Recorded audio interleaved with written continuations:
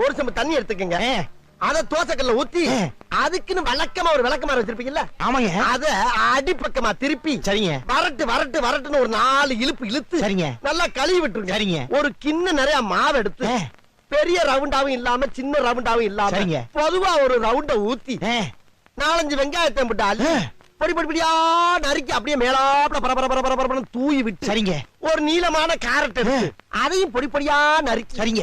அப்படியே மேலாப்ல பரபரப்பா தூவி விட்டு சரிங்க.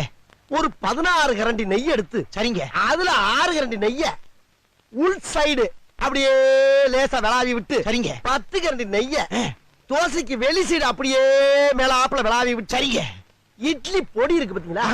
அத அப்படியே அள்ளி மலை சாரல் மாதிரி அதை மேலாப்ல பரபரன்னு அப்படியே பேய விட்டு சரிங்க. பொத்துனாப்ல அப்படி ஒரு பருத்து இப்படி ஒரு பருத்து அப்படியே ரெட்டி கலர்ல முருக விட்டு கம கமன்னு ஒரு ஊத்தப்பத்தை எடுத்து